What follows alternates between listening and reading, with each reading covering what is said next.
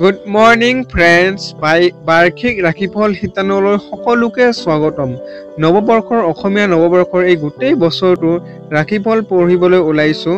লগতে ৰাশিফল পঢ়োৱাৰ আগতে আপোনালোকলৈ এক বিশেষ অনুৰোধ, এই বাৰ্ষিক ৰাশিফল ভিডিঅ'টো যদি আপোনাৰ অকণমানো ভাল লাগে বা উপকৃত কৰিছে বুলি আপোনাৰ অনুভৱ হয়, তেতিয়াহ'লে এই ভিডিঅ'টো যিমান পাৰে লাইক, কমেণ্ট আৰু ছাবস্ক্ৰাইব কৰিব। আৰু বন্ধুবৰ্গৰ লগত এই নৱবৰ্ষ অৰ্থাৎ এই গোটেই বৰ্ষটো অৰ্থাৎ বছৰটো আপোনাৰ কেনেকুৱা যাব তাৰ গতিবিধি সম্পৰ্কে যাতে অৱগত হ'ব পাৰে, আপোনাৰ বন্ধুবৰ্গৰ লগত এই ভিডিঅ'টো যিমান পাৰে শ্বেয়াৰ কৰিব। এতিয়া আৰম্ভ কৰিবলৈ ওলাইছোঁ। অসমীয়া ৰাশিফল হৈছে বৈদিক জ্যোতিষশাস্ত্ৰৰ অন্তৰ্গত বৰ্ষ 1431 ভাস্কৰাব্দ আৰু 1946 শকাব্দৰ জ্যোতিষীয় পৰিঘটনা আৰু গ্ৰহ নক্ষত্ৰৰ গতিবিধিৰ ওপৰত আধাৰিত হ'ব আপোনালোকৰ এই ভিডিঅ'টো। বাৰ্ষিক ৰাশিফল এই বাৰ্ষিক ভৱিষ্যবাণীয়ে অৰ্থাৎ নৱবৰ্ষৰ আপোনাক ব্যক্তিগত জীৱনৰ কেৰিয়াৰ, শিক্ষা, প্ৰেম জীৱন, বৈবাহিক জীৱন, স্বাস্থ্য আদিৰ লগত জড়িত সকলোবোৰ গুৰুত্বপূৰ্ণ তথ্য প্ৰদান কৰা হৈছে। অৰ্থাৎ আপোনালোকৰ এই বৰ্ষটোত কেনেকুৱাকৈ যাব ব্যক্তিগত জীৱন, লগতে আপোনালোকৰ শিক্ষা, আপোনালোকৰ চাকৰিৰ ক্ষেত্ৰত বা কেৰিয়াৰৰ ক্ষেত্ৰত আপোনালোক কেনেকুৱা কোনফালে গতি কৰিব, সেই সম্পৰ্কে এই ভিডিঅ'টো আপোনালোকে জানিব পাৰিব।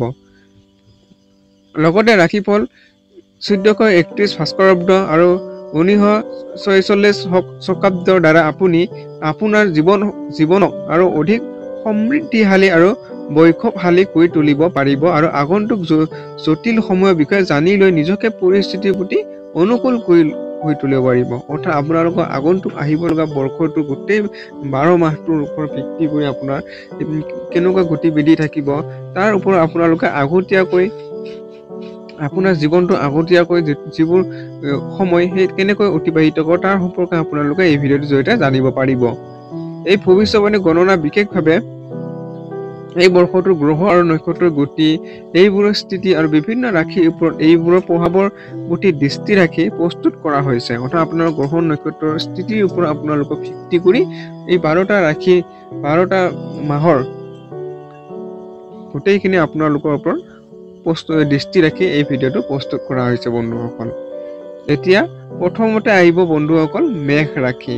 মেঘ ৰাশিফল 1431 ভাস্কৰাব্দ 1946 শকাব্দ অনুসৰি আপোনাৰ ৰাশি অধিপতি মংগল গ্ৰহ বৰ্ষটোৰ আৰম্ভণিতে ধনু ৰাশিত আপোনাৰ নৱম গৃহত সূৰ্য দেৱতাৰ সৈতে স্থিত হ'ব, যাৰ ফলত দৈক্য ভ্ৰমণৰ যোগ সৃষ্টি হ'ব। অৰ্থাৎ আপোনালোকে এই নৱবৰ্ষত আপোনালোকৰ দৈক্য ভ্ৰমণৰ এটা ধুনীয়া ভাল প্ৰভাৱ পৰি দিব গোটেই বছৰটো, যিবোৰ যাত্ৰা আপোনালোকৰ খুব ভাল বুলি প্ৰমাণিত হৈছে। অৰ্থাৎ আপোনালোকে এই গোটেই বছৰটো আপোনালোকে নিশ্চিন্ত মনে যাত্ৰা আপোনাৰ শুভ হ'ব। আপোনাৰ সন্মান বৃদ্ধি হ'ব। অৰ্থাৎ এই নৱবৰ্ষটোত আপোনাৰ এই বছৰটোত আপোনাৰ অসমীয়া এই নৱবৰ্ষটো আপোনাৰ মান সন্মান আৰু সামাজিক কাৰ্যকলাপ আপোনাৰ বৃদ্ধি পাব। সাজত আপুনি এক ভাল স্থান লাভ কৰিব। অৰ্থাৎ সমাজত আপুনি এক উচ্চ স্থান লাভ কৰিব আৰু সমাজৰ হিতকাৰী কাম কৰিবলৈ আপুনি জাগ্ৰত হ'ব এই বছৰটোত। ধৰ্মীয় কাৰ্যকলাপত আপুনি ব্যস্ত হৈ থাকিব। অৰ্থাৎ ধাৰ্মিক ফালৰ পৰা খুবেই ভাল এই বছৰটো আপোনালোকে ধাৰ্মিকমূলক কাম কাজত আপুনি জড়িত হৈ থাকিলে আপোনাৰ খুব এটা ভাল ফল লাভ কৰিব পাৰিব। ব্যৱসায়ত উন্নতিৰ যোগ আছে। অৰ্থাৎ আপোনালোকৰ ব্যৱসায় ফালৰ পৰাও এই বছৰটোত গোটেই বছৰটো 12টা মাহতে আপোনাৰ ব্যৱসায় আপোনাৰ ভাল উন্নতিৰ যোগ আছে। অৰ্থাৎ ব্যৱসায় আপোনাৰ সফলতা লাভ কৰিব পাৰিব। স্বাস্থ্য ভাললৈ আহিব আপোনাৰ এই বছৰটো। দেৱগুৰু বৃহস্পতি বৰ্ষটোৰ আৰম্ভণিতে আপোনাৰ প্ৰথম গৃহত স্থিত হৈ আপোনাক প্ৰেম জীৱন, বৈবাহিক জীৱন, ব্যৱসায় আৰু ধৰ্মীয় গৃহ শক্তিশালী কৰি তুলিব, যাৰ ফলত আপুনি এই সকলোবোৰ ক্ষেত্ৰত অনুকূল ফল লাভ কৰিব পাৰিব। অৰ্থাৎ আপোনাৰ এই নৱবৰ্ষটোত আপোনাৰ এই নতুন বৰ্ষটো আপোনাৰ ভাল গ্ৰহস্থিতিৰ বাবে আপোনাৰ যিটো প্ৰেম জীৱন, বৈবাহিক জীৱন, ব্যৱসায়, ধৰ্মৰ গৃহ শক্তিশালী কৰি তুলিব আৰু যাৰ ফলত আপুনি এই সকলোবোৰ এটা ভাল ফলাফল লাভ কৰিব পাৰিব। আপুনি এই প্ৰেম জীৱন, বৈবাহিক জীৱন সকলো ফালৰ পৰা আপোনাৰ ব্যৱসায়, ধৰ্ম ফালৰ পৰা হওক সকলো ফালৰ পৰা এই বছৰটো আপোনাৰ ভালভাৱে অতিবাহিত হ'ব আপোনাৰ।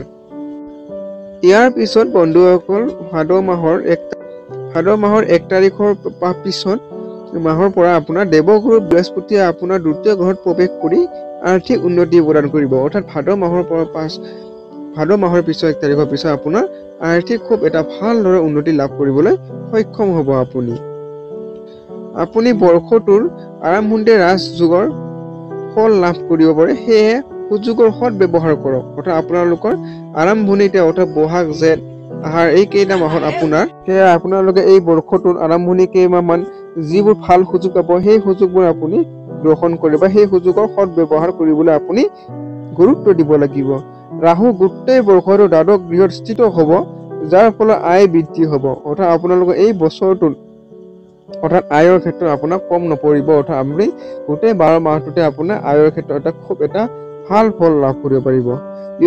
এই ব্যয়সমূহ অযথা, সেয়েহে এই ব্যয়সমূহ নিয়ন্ত্ৰণ কৰিবলৈ চেষ্টা কৰক। অৰ্থাৎ আপুনি যিবোৰ ব্যয় হ'ব, আপোনাৰ যি অত্যাধিক যিটো ব্যয়, সেই ব্যয়টো এই বছৰ আপুনি নিয়ন্ত্ৰণ কৰিলে আপোনাৰ অদূৰ ভৱিষ্যতলৈ আপোনাৰ আৰ্থিক সুৰক্ষা লাভ হ'ব।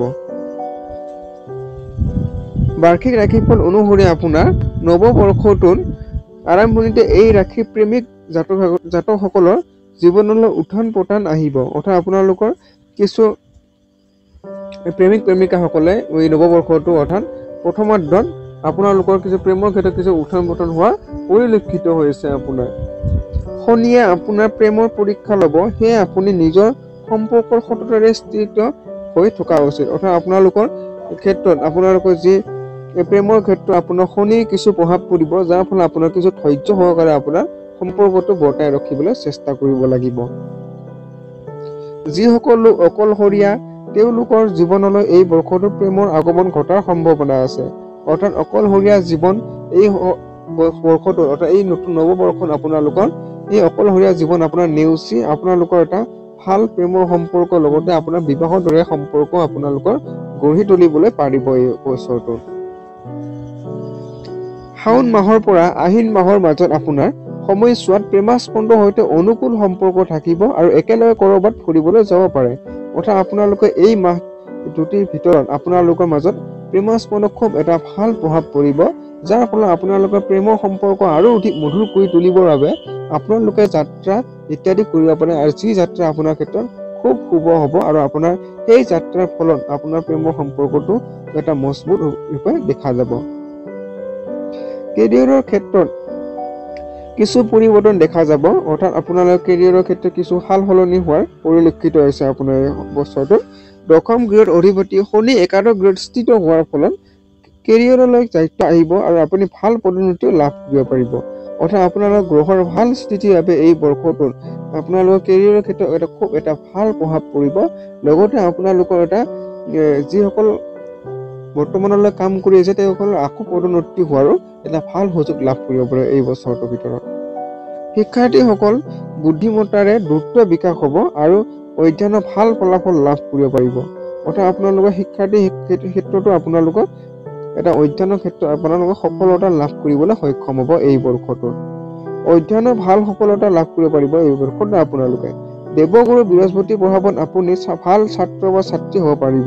অৰ্থাৎ আপোনালোকৰ গ্ৰহৰ প্ৰভাৱৰ ফলত আপোনালোকে ভাল শিক্ষাৰ্থীৰ ৰূপত দেখা দিব এই বছৰটোত। আপোনালোকৰ পাৰিবাৰিক জীৱনত বৰ্ষটোৰ আৰম্ভণিতে অনুকূল থাকিব। অৰ্থাৎ আপোনালোকৰ পাৰিবাৰিক ক্ষেত্ৰতো খুব এটা ভাল থাকিব বৰ্ষটো প্ৰথমাৰ্ধ কেইমাহমান আপোনাৰ পাৰিবাৰিক সমস্যা ৰক্ষা হ'ব, কিন্তু বৰ্ষৰ অন্তিম মাহ কেইটাত পিতৃ মাতৃৰ স্বাস্থ্য ধ্যান ৰখা উচিত আপুনি। অৰ্থাৎ বছৰৰ কিছুমান অন্তিম মাহ কেইটা আপোনালোকে কিছু স্বাস্থ্যজনিত কিছু সমস্যা থাকিব পাৰে আপোনাৰ পিতৃ মাতৃ, সেয়ে আপোনাৰ গুৰুত্ব প্ৰদান কৰিব লাগিব। বৈবাহিক সম্পৰ্ক বছৰটো আৰম্ভণি যথেষ্ট মধুৰ হ'ব। অৰ্থাৎ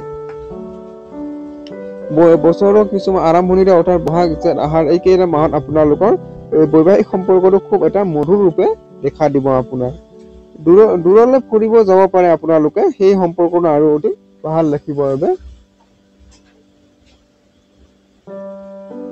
অবিবাহিত জাতকসকলে বিবাহৰ সম্ভাৱনা আছে। অৰ্থাৎ আপোনালোকৰ যিসকল অবিবাহিত তেখেতসকলৰ এটা বিবাহৰ দৰে ভাল পবিত্ৰ সম্পৰ্ক ঘটাৰ আপোনালোকৰ সম্ভৱ হ'ব এই বছৰটো। আপোনালোকৰ ব্যৱসায়ত উন্নতি লাভৰ সম্ভৱ হ'ব। আপোনাৰ ব্যৱসায়তো খুব এটা লাভ হ'ব। আপোনাৰ ধন আৰু লাভৰ স্থিতি উত্থান পতনেৰে ভৰা হ'ব আপোনাৰ এই বছৰটোত। অযথা ব্যয় হ'ব পাৰে আপোনাৰ এই বছৰটো, সেয়ে আপুনি কিছু অযথা ব্যয়ৰ পৰা নিজকে ৰক্ষা কৰিব লাগিব বা নিয়ন্ত্ৰণ কৰিব লাগিব। স্বাস্থ্যৰ ক্ষেত্ৰত নিশ্চিত ফল প্ৰাপ্ত কৰিব, অৰ্থাৎ স্বাস্থ্যৰ ক্ষেত্ৰত ভাল বেয়া দুয়োটা এই বৰ্ষটোত থাকিব আপোনাৰ।